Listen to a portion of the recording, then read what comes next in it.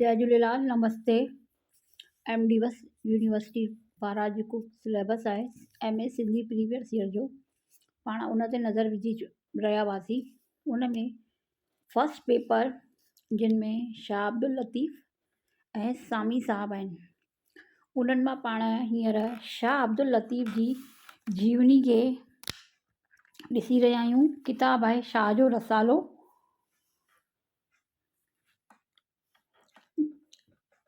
जिन जो टीकाकार आहिनि प्रोफेसर कल्याण मूलचंद आडवाणी ऐं उनजो देवनागरीकरण ऐं संपादन कयो आहे प्रोफेसर लक्ष्मण परसराम हरद्वाणी साहब। शुरू कयूं था शाह जो रसालो। ऐं एमए प्रीवियस या चऊं कि एमए जो सिलेबस एमडीएस यूनिवर्सिटी ऐं कोटा यूनिवर्सिटी जो सेम ई आहे। पाण शुरू कयूं था शाह अब्दुल लतीफ़ जी जीवनी। शाह अब्दुल लतीफ़ बिटाई ईस्वी सन 1689 में हैदराबाद सिंध जे हाला तहलके यानी तालुक या तहसील में हाला हवेली जे ॻोठ में ॼाओ। शाह अब्दुल लतीफ़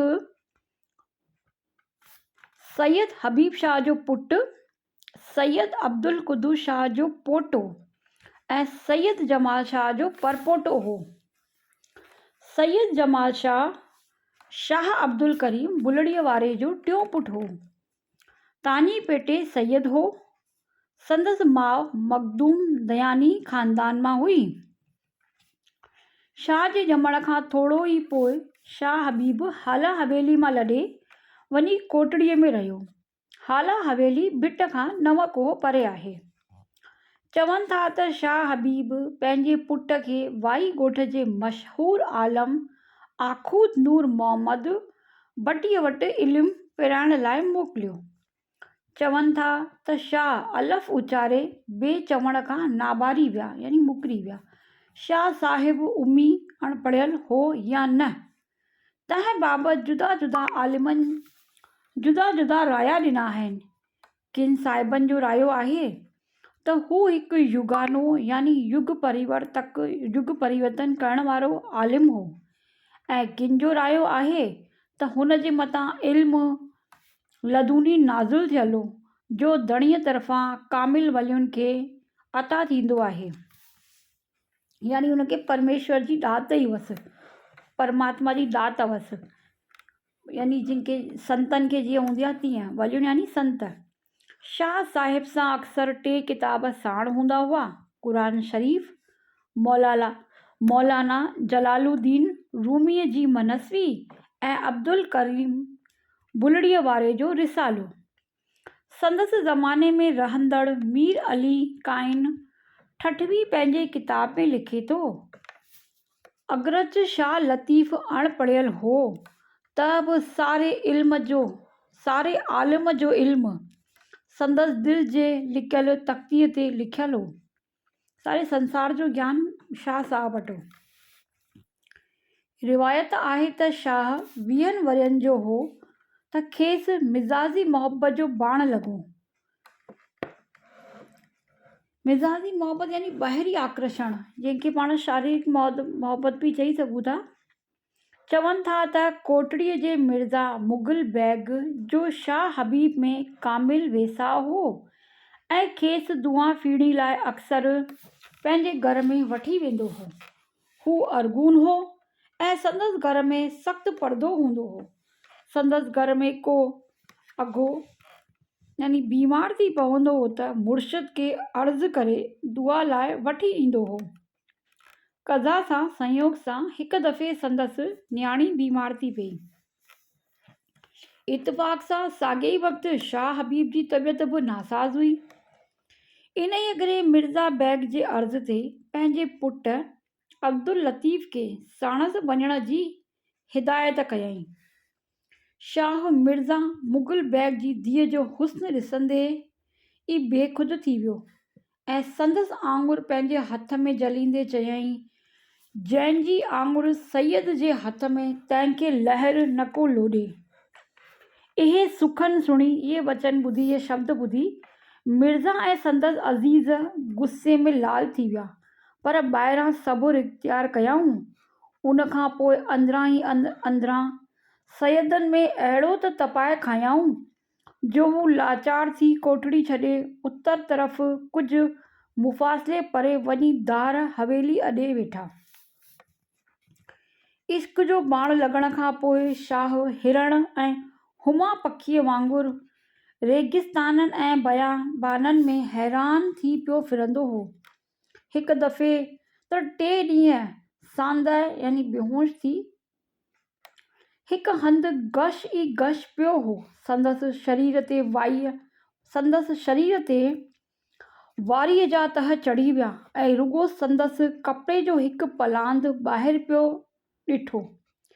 कजा सां हिकु पंहार जी वञी मतसि नज़र पेई, जंहिं सारो अहवालु वञी शाह हबीब खे सुणायो। शाह हबीब उॾामंदो अची उन हंध ते पहुतो ऐं ॾाढो सोज़ मां चयईं, दुख विचा चयईं, लॻी वाह, विया अंगड़ा लटिजी। शाह बेख़ुदी जी हालत में छिरक भरे उथियो ऐं ठह पह जवाब में चयईं, पेई खणे पसण कारण पिरीअ जे, यानी चई सघूं था कि मिटीअ जे अंदरि हुअण खां पोइ बि उन्हनि साह पे खयो पंहिंजे पिरीअ जे लाइ, यानी हू पंहिंजे प्रियतम या ॿिए मतिलब में परमात्मा जे लाइ उनजी सांसूं हली पयूं। हिकु ॾींहुं शाह ओचितो बिना कंहिंखे ॿुधाइण जे जोगियुनि जे संग में हिंगलाज ॾांहुं हलियो वियो। ॾिसिजे थो त साणुनि गंजे टकर वारी वाट वठी वियो हो। गंजे नाले हिकु पहाड़ आहे ऐं संदसि सोबत में 3 साल सफ़र ऐं यात्रा में रहियो। जोगियुनि जी सोबत में जीअ खे अनेक तकलीफ़ूं ॾिनाई, जहानी तजुर्बा पिरियाई ऐं अमूल्य आत्मिक खज़ाना हथ कयाई। हिंगलाज ॾांहुं वेंदे जेके हंध ऐं मकान ॾिठाई, तिन जो ज़िक्र सुर ससुई, सुर खाड़ोही, सुर रामकली वग़ैरह में कयो अथसि। हिंगलाज खां मोटंदे शायदि ठटे मां सिंधु नदीअ वारो पतण उकिरे लखपत, हालार, द्वारका, पोरबंदर, जूनागढ़, गिरनार ऐं खंभात घुमियो आहे। वतन ॾांहुं वरंदे जैसलमेर ऐं थर में बि घुमंदो आयो हो। ॾिसिजे थो सुरमारुईअ में थर जे नज़ारनि ऐं थरियुनि जी ज़िंदगीअ जो अखियुनि ॾिठो अहवालु ॾिनो अथसि। शाह हबीब पुट जे विछोड़े में बेहाल थी पियो ऐं राति ॾींहुं पियो धणीअ खे ॿाजाईंदो हो त संदसि पुट खेसि वरी सलामत अची मिले। मखदूम नूर जे दरगाह ते बि हर रोज़ इहा ई दुआ पिनंदो हो। हिकु ॾींहुं ओचितो शाह अब्दुल लतीफ़ अची पंहिंजे घर सहड़ियो। पीउ जूं अखियूं ठरी पयूं ऐं वरनि जो विछोड़ो हिकु खन में लही वियो। शाह जे घर मोटी अचण खां सुतती पोइ यानी कुझु वक़्त खां पोइ मथसि शादीअ जो बंधन पियो, जंहिंजे कारण घणो वक़्तु बेताब थी जंग ऐं वादियूं ऐं ऋण फिरियो हो। तंहिं सां ई कुदरत संदसि नातो जोड़ियो। उहो हुई मिर्ज़ा मुग़ल बैग जी न्याणी बीबी सैयद बेगम, जंहिंखे शाह साहब जा मुरीद पोइ अदब विचां ताज़ अलमुक़दरात यानी सतियुनि जो छट करे सॾींदा हुआ। शाह जी शादी कीअं थी, इन सां बि हिकु हैरत जहिड़ी ॻाल्हि आहे। हिकु ॾींहुं इत्तेफ़ाक़ सां ईअं थियो जो दल जातीअ जा रहिज़न डाकू मर्दनि जी गैर हाज़िरीअ जो फ़ाइदो वठी मिर्ज़ा मुग़ल बैग जे घर ते काहे आयो। सारो क़ीमती माल ॿुहारे रमंदा रहिया। पोइ मुग़ल हथियारबंद माण्हू साण करे दाड़ेकल जे कढ लॻा ऐं अची शाह जे पाड़े मां लांगाऊ थिया। इहा रूदाद ॾिसी शाह सची नियत सां पंहिंजूं ऐं पंहिंजनि माण्हुनि जूं ख़िज़मतूं या शेवाऊं आछियाईं, पर मिर्ज़ा उन खे हिराकत विचां थूकारे छॾियो। शाह खे इन्हीअ ते ॾाढो रंज रसियो चवनि था त संदसि ज़बान मां बे इख़्तियार बददुआ निकिरी वेई। मिर्ज़ा बैग पंहिंजनि माण्हुनि समेत शाहीगन हथां मारिजी वियो। मुग़लनि बैग जे न्याणीअ जी शादी शाह सां करायऊं। बीबी साहिबा हिकु निहायत पाकदामन ऐं सियाणी औरत हुई। संदसि सॻोवारी सोहबत अगरि शाह खे हिकु रूहानी सुल्तान बणाए छॾियो त कहिड़ो अजब। शाह खे के औलाद कोन थियो। चवनि था त बीबी साहिबा हिकु वार उम्मीदवारी थी हुई, पर पोइ कुह या गर्भपात थी वियसि। इन्हीअ कारण हिन रीति ॼाणायल आहे। हिकु ॾींहुं शाह पंहिंजे फ़क़ीर खे परे खां सहकंदो ईंदो ॾिठो। पुछण ते मालूम थियसि त बीबी साहिबा खे पलो खाइण जी दिलि थी हुई। उहो फ़क़ीर दौड़ी वञी घणे पंध तां पलो हथु करे आयो हो। इहो हाल ॾिसी शाह चयो, अहिड़ी औलाद ई ॻोल्हियो जो ॼमण खां अॻे ई मुंहिंजे फ़क़ीरनि खे थो रुलाए। शाह हमेशह चवंदो हो त ही फ़क़ीर ई मुंहिंजो औलाद आहिनि, जिन जूं दिलियूं इश्क़ खां घायल आहिनि। हक़ीक़त में दरवेशनि जा मुरीद संदन नूरी पुट आहिनि। हाणे शाह जी ज़िंदगी चङी तरह गुज़रण लॻी। वक़्तु रियाज़त, इबादत, शहरगोई ऐं कुदरत जी सूंहं पसण में सर्फ़ कंदो हो। कुदरत जा मन मोहींदड़ नज़ारा खेसि आत्मविस्मृति ऐं तलींदा में आणे छॾींदा हुआ। हू अक्सर उने वीचार में गुज़ारींदो हो, गहन वीचारनि में खोइजी रहंदो त इंसान छा आहे, आलम छा आहे, हक़ छा आहे, संसार छा आहे, ईश्वर छा आहे जे बारीक मसइलनि ते ग़ौर कंदो हो। वेदांत में बि इन्हनि बारीक ॻाल्हियुनि ते वीचार आयल आहिनि त जीव, जगत ऐं ईश्वर छा आहिनि। शाह जे बाज़ारी तबियत, नेक हलत ऐं पाक दामनीअ केतिरनि ई इंसाननि खे मथसि मुफ़्तू करे छॾियो, यानी मंत्रमुग्ध करे छॾियो। हिकु हो अॻेई सैयद, ॿियो स्वभाव जो सवाजो, सो त बाक़ी बि माण्हुनि खे मोहे विधाई। शाह पाण पुॼाइण खां परे हो ऐं पीरी शेखी दिलि खे न वणंदी हुअसि। सुर रामकली में लिखियो अथई, पूॼा कर्म पाण खे जोगी रखिज जोग, ख़लक ख़ादिम जीअं करी इहो रावल वॾो रोग, भॻन कोन्हे भोग नांगा वञनि निंडिया। पर ख़लक ख़ुदि ॾांहुं खिचजी ईंदी आई। माण्हुनि वटि शाह जी एॾी इज़त आसपास जे पीरनि ऐं मीरनि खां सठी न थी हुई। मतिलब त समूरो सैयद, समूरो हसद पीरीअ मखदूमीअ तो हो, यानी सभु उन खां ईर्षा कंदा। हसद मीन्स ईर्षा कंदा हुआ। पीरी मखदूमी तो हो शाह जाती यानी निजी तरह उन जे ख़िलाफ़ हो। पर जिन जे अखियुनि में मूरे सर से कीअं सच ॾिसनि,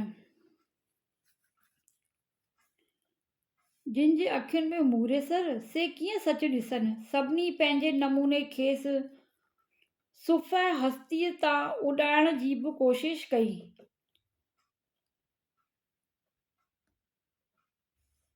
पर शाह जा सभई दुश्मन खेसि ज़रो बि नुक़सानु रसाए न सघिया। यानी शाह साहब खे जंहिं पदवीअ ते शाह साहब पहुता हुआ, उन्हनि खे किराइण जा बि उन्हनि घणेई हीला हलिया, पर उन्हनि जो वरियो न कुझु। शाह खे अची ख़्यालु आयो त शाह अब्दुल करीम जो मक़बरो जोड़ियां। सो काशीअ जे सिरुनि आणण काण मुल्तान कही वियो। मोटंदड़ जॾहिं ख़ुदाबंद पहुतो तॾहिं कई माण्हू संदसि चरण चुमण लाइ आया।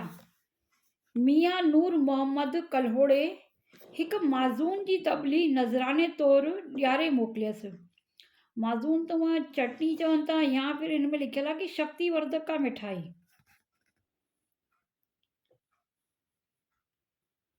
ॾियारे मोकिलियसि। शाह दबली वठंदे ई दरिया में उछले छॾी ऐं चयाईं, भल त सारो अमीक हिन माज़ून जो फैज़ वठे।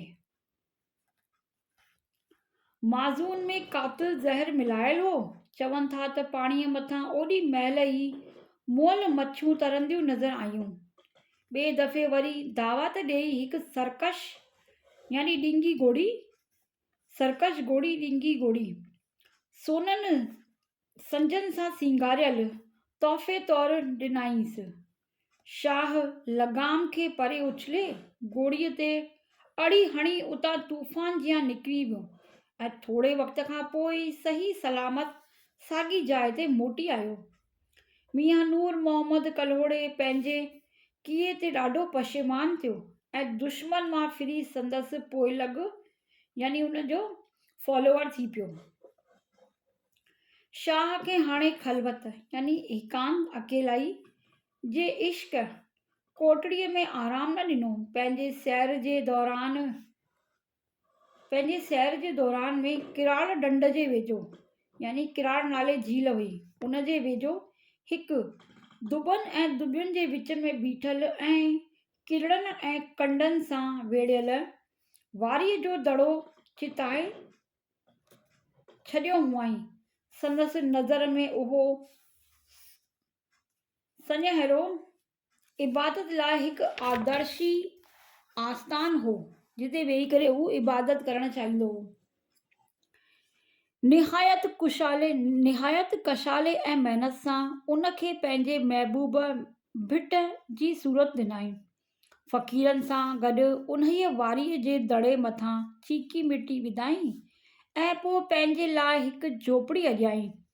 पंहिंजे अबे ऐं अमड़ लाइ हिकु हवेली बि अॾारायईं ऐं फ़क़ीरनि खे बि रहण लाइ हंधि मुक़ररु करे ॾिनाई।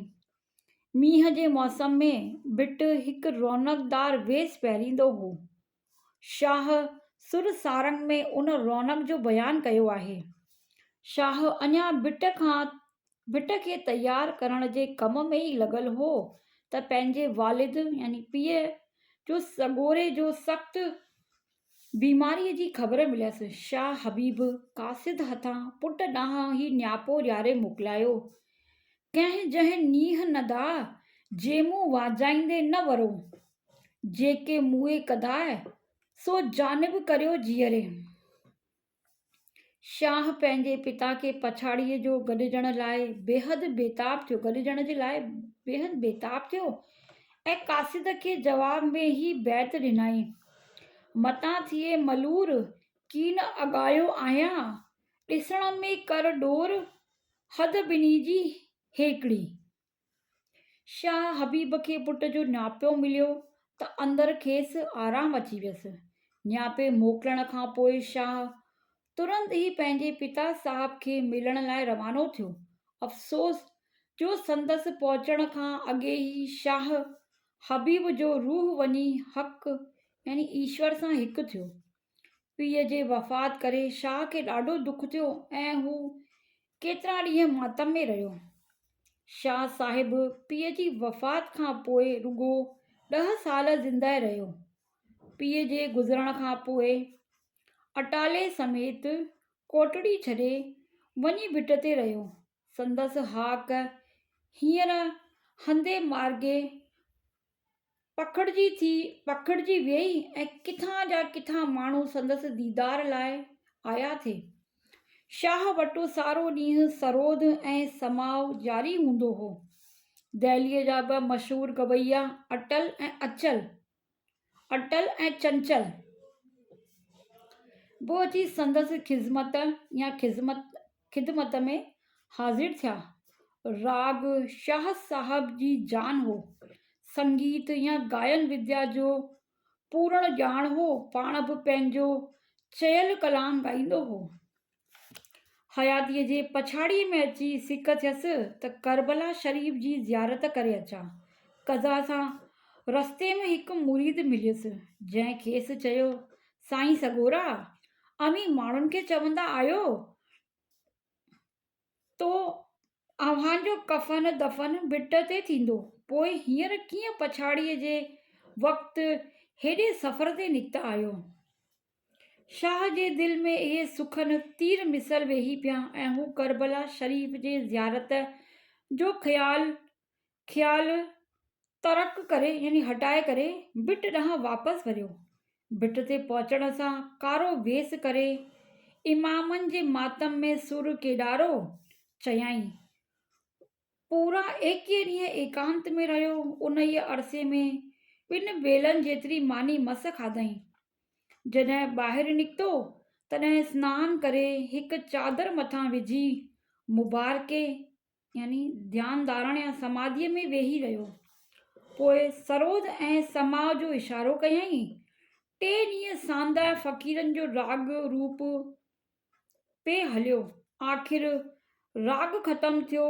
पोइ शाह जे वेझो छा वञी ॾिसनि त संदसि रूह मुबारक परवास करे वञी रब सां मिलियो आहे। शाह साहिबु सफ़र महीने जी 14 तारीख़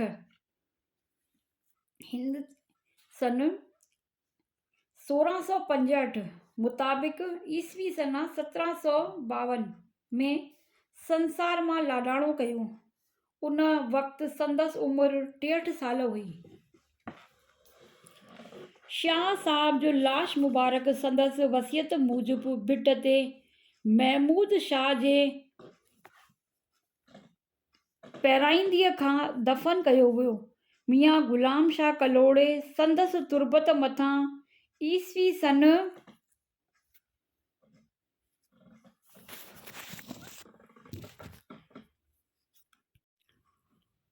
1754 में हिकु आलीशान मक़बरो जोड़ाए रास करायो। शाह साहब जी तरबत सागोरी हींअर आम ऐं ख़ासि माण्हुनि लाइ ज़ियारतगाह आहे। उन जो दीदार मन खे आराम ॾींदड़ आहे। सारी राति सुबहान जागी जिन यादि कयो उन जे अब्दुल लतीफ़ चए मिटीअ लधो मान कोड़िया कन सलाम आगह अचियो उन जे यानी करोड़ माण्हू उनखे सलाम था कनि, उनजे अॻियां झुकनि था अची करे। शाह जो रसालो कलाम वज़द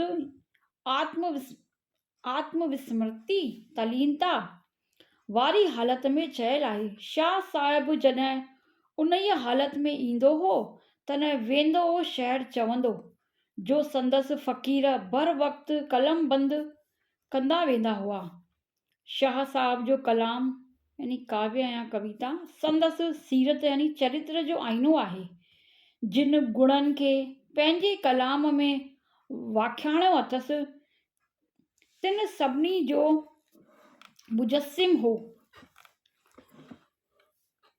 निवड़त ऐं निमाणाईअ जी सूरत हो। शाह साहब जी वाट नेस्तीअ वारी यानी नम्रता वारी हुई न हस्तीअ वारी।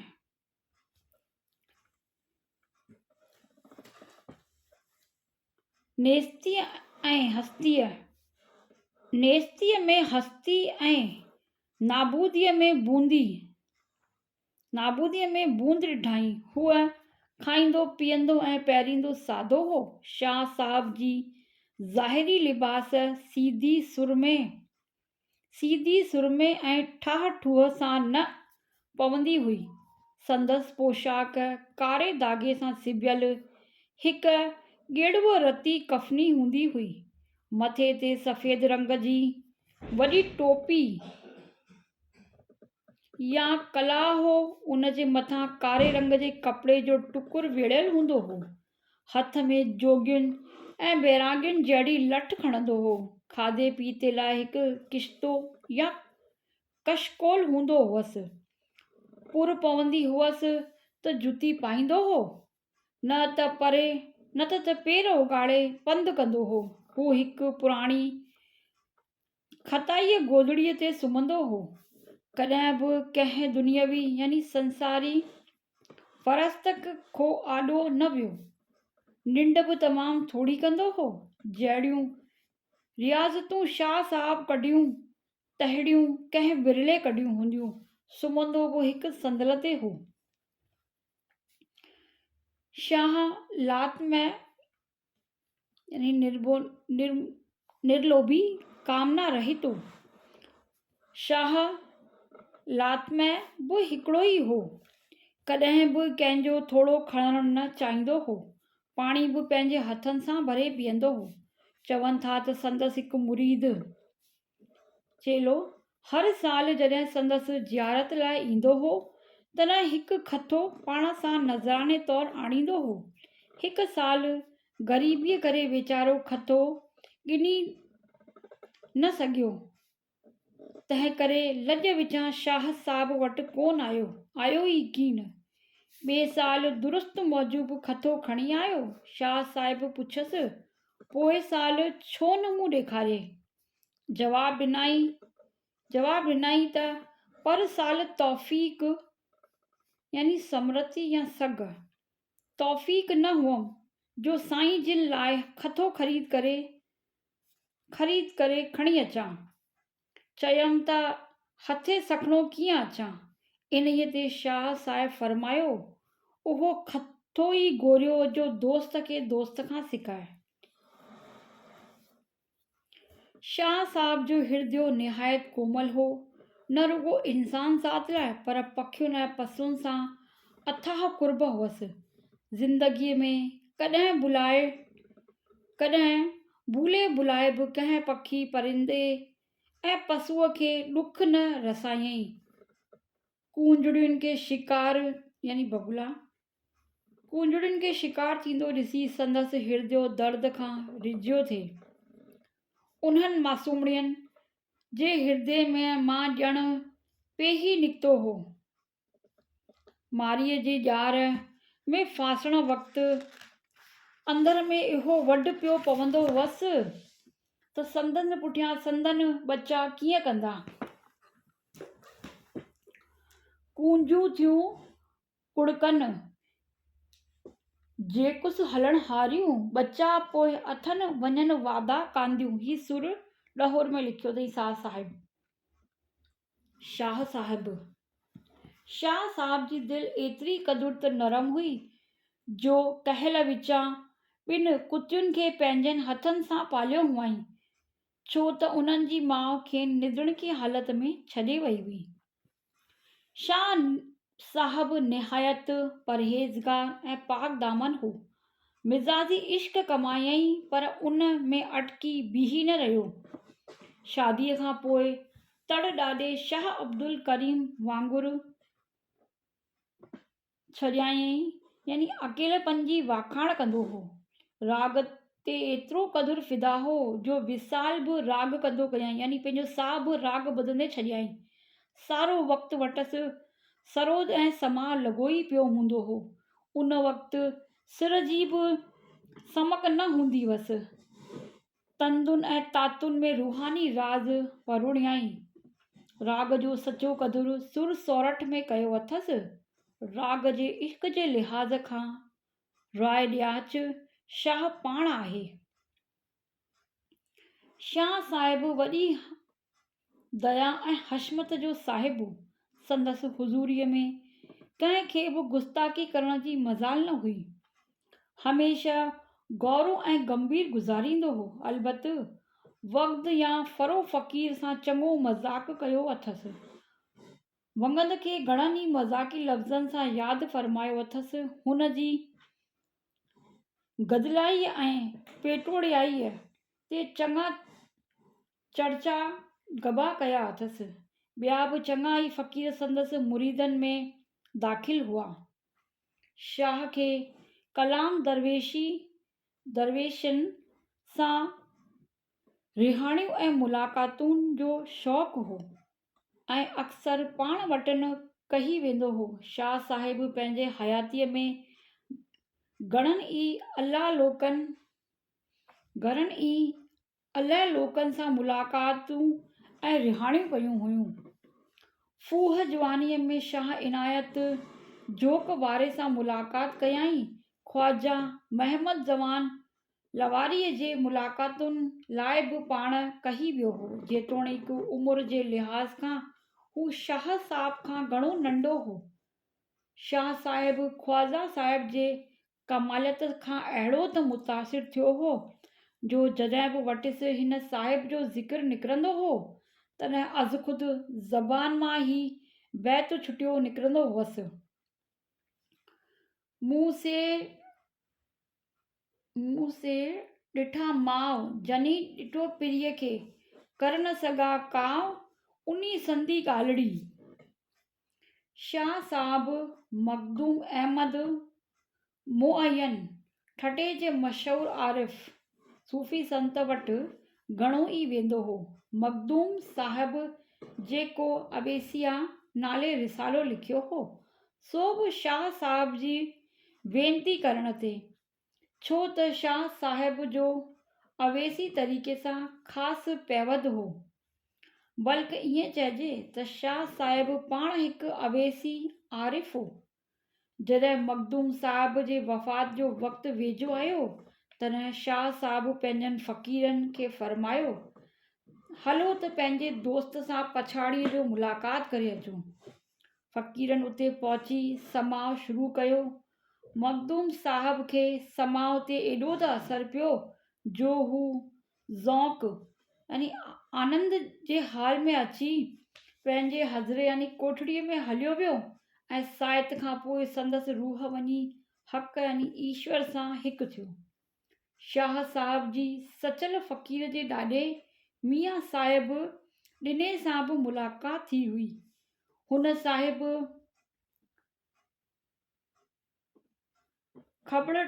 खबड़नि जे जुमटनि में पाण लिकाए वेठे रियाज़त कढी। शाह साहिब खेसि ॾिसी फ़रमायो त यार खे लिकाइण न घुरिजे पर हुन खे ॿाहिरि आणिजे। इन्हीअ ते हू साहिब ॿाहिरि निकिरी आयो। वरी ॿिए दफ़े जॾहिं दराज़नि में आयो तॾहिं पंहिंजे 5 साल जे बालक सचल खे ॾिसी फ़रमायईं, असां जेको कुन्हो चाढ़ियो आहे तंहिंजो ढकणु ई लाहींदो। चवनि था त मखदूम दीन महमद सिद्दीकी सेवाणीअ जी बि शाह साहिब सां घाटी दोस्ती हुई। इन्हीअ करे शाह साहिब जो घणेई दफ़ा सेवण में वञणु थियो। ॿिन्ही जी पाण में एॾी त मुहबत हुई जो हिकु लड़ा पाण में दस्तार बदिले पग मटिया यार बणिया हुआ। शाह साहिब जी मदन भगत सां बि घाटी प्रीत हुई। मदन वॾी पहुच वारो फ़क़ीर हो। शाह साहिब हिन हिंदू सूफ़ीअ सां बि चङियूं रिहाणियूं कयूं। शाह साहिब जो रूहानी या आत्मिक तरीक़ो कहिड़ो बि हुजे, संदसि कलाम मां ज़ाहिर आहे त हू मज़हबी भेदभावनि खां मथे हो। हर शइ में हक़ ईश्वर जो जलवो पसंदड़ हो। शाह साहिब न की शिया हो न की सुन्नी। हिकु दफ़े सवाल पुछियो हुअसि, साईं अवी सुन्नी आहियो या शिया? जवाब में फ़रमायईं त मां ॿिन्ही जे विच में आहियां। चयाऊंसि त क़िबला ॿिन्ही जे विच में त कीअं आहे? फ़रमायईं, आहियां बि इहो की न। पुछियो ई जा दोस्त ता पासे कर परहेज़ खे, जिनी ॾिठो होत तिन देई सभई दूर कया। जेतोणीकि अंदर में यानी हृदय में हिकु सूफ़ी संत हो त बि ज़ाहिरी तरह माण्हुनि जे सही हिदायत लाइ शरीयत जा सभु हक़ पूरी तरह बजा आणींदो हो। हिते शाह साहिब जी जीवन जो पूरो जीवनी ख़तम थी, जंहिंमें शाह साहिब जी ॼमण खां वठी करे शाह साहिब जो पूरो ॿुधायो अथनि कि शाह साहिब शादी कीअं थी, शाह साहिब कहिड़ा वेस वॻा धारींदो हो, शाह साहिब जी हलणी चलणी कीअं हुई, शाह साहिब जा घणा दुश्मन हुआ। हिन में सॼो पंहिंजो सॼो हिन में जीवनी में शाह साहिब जो पूरो ॾिनो अथनि। ऐं सुभाणे शाह जे कलाम यानी काव्य में जेके संदसि शख़्सियतूं आहिनि, सुभाणे शख़्सियतुनि जो अक्स थो ॾिसिजे, जेके ख़ूबियूं आहिनि कलाम जूं, सुभाणे उनखे कंदासीं। जय झूलेलाल, जय श्री झूलेलाल।